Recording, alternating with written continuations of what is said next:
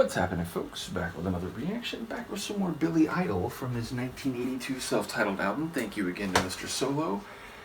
And we're up to a tune I actually know in advance. And in that regard, I did want to mention, over on my Patreon, I did a reaction to the music video for Rebel Yell, because that is maybe the song I know of his the best, going back many years, though I hadn't heard it in a while when I did that video reaction. And to be fair, I had also seen the music video before, but once again, not for several years before I did the reaction. Now, I think for the next few days at least, it's still embargoed, so only full members can watch it, but in a few days, the embargo will end and it will be publicly available, though I do want to once again thank those who are full members over on Patreon. You do help me a great deal, not only over there, but also being able to put out a lot of content here on YouTube. In any case, yes, I do love that song. We'll get back to it in this audio journey for the next album, which is the title track of that album. Nevertheless, we're up to White Wedding Part 1. I am confused by the Part 1 aspect of this, if only because I know his song White Wedding, I've heard it, and maybe behind Rebel Yell I probably heard it the most of any of his tunes. Again, Eyes Without a Face I've heard a lot, and I think Dancing With Myself is another one that I've heard. Nevertheless, the point is, I do know this song pretty well, and like Rebel Yell, I haven't heard it for a while, but I don't ever remember hearing Part 1 as being part of the title, and it makes me wonder, is there really a Part 2, or is it one of those things where it's just, it was named that way, and it doesn't actually have a companion piece? So I am curious about that, but as I said, as far as I know, this will be a song I'm familiar with. So let's give it a listen. This is Billy Idol. The song is White Wedding Part 1 from his 1982 self-titled debut album.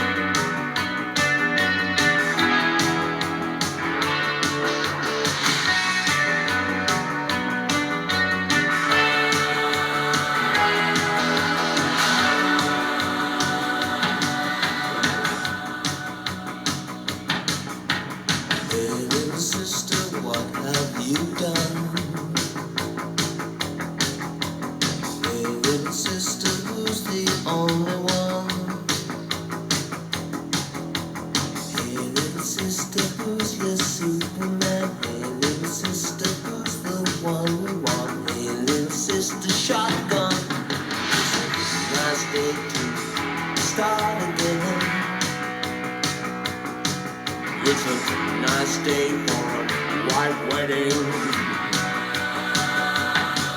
It's a nice day to start again. Hey little sister, who is it you're with?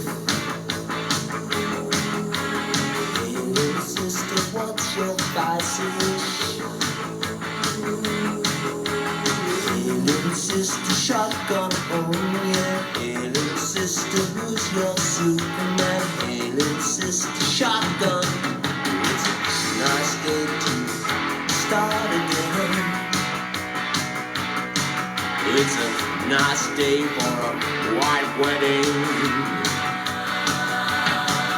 It's a nice day to start again.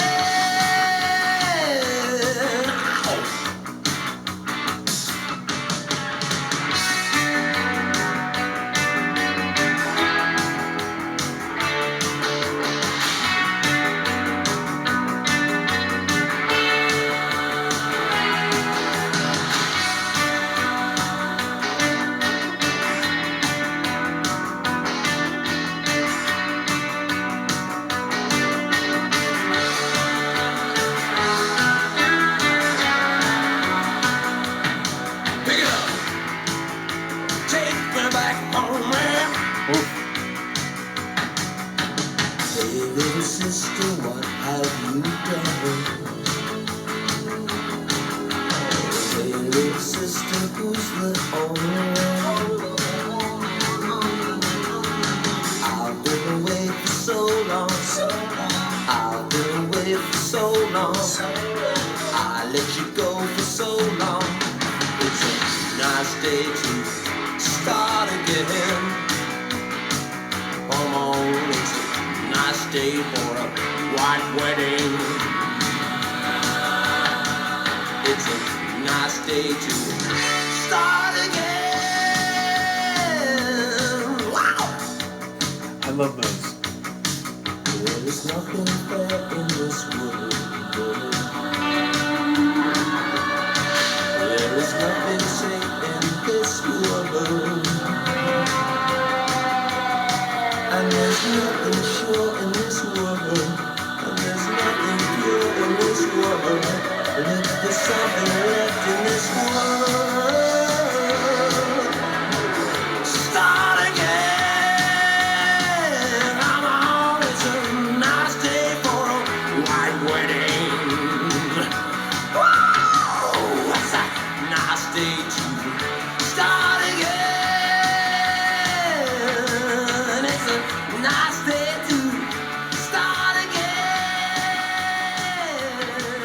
It's a nice day to. It is interesting the way his vocals start very low key. Now, part of that is I'm comparing it to Rebel Yell, where he really cranks it up for most of the song. Though he does actually like bring it back down right before the end of that one. But as I was saying, in this one he starts very low key, and there's a couple moments where he does those wow, the sort of, you know, the shout flourishes at the end of a line where he gets a hint, but it's not till the end of this tune that he really starts letting it fly a little bit. And even then, I don't think it's ever as intense as it is, including with those scream flourishes, as it is in Rebel Yell. But yeah, definitely by the end of the tune, he's singing with a bit more power, you know, right as it's like fading out even.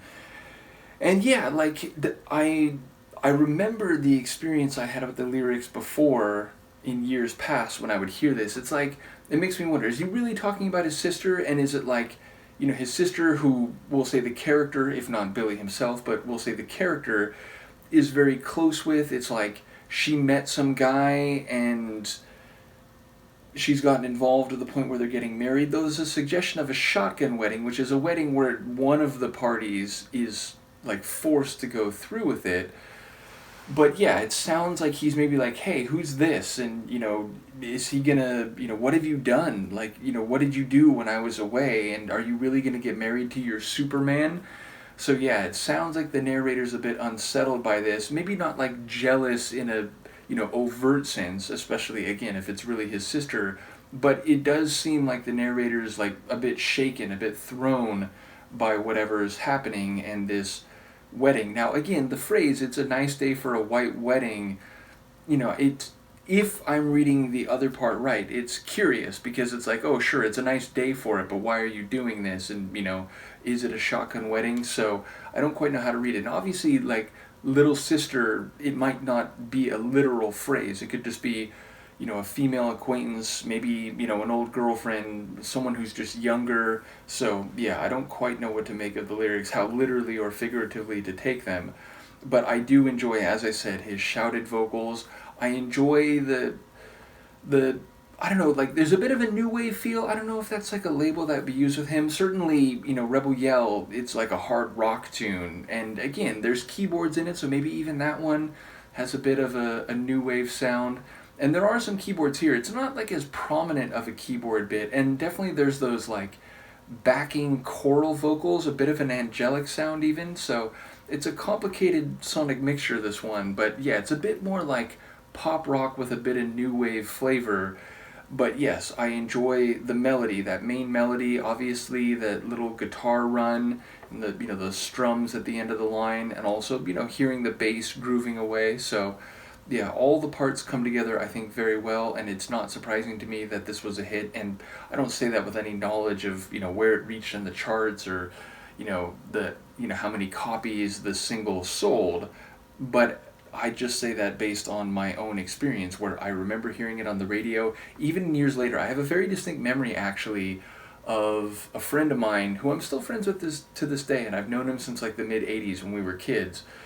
But yeah, I remember talking to him, I don't know, 2003, 2004, sometime around then, and I remember he made reference to this song and Eyes Without a Face, and he was saying those are his favorite Billy Idol songs, and I remember him, like, you know, singing part of the lines in this one. Like, we started talking about it, and he just kind of like broke into song with a "Hey little sister."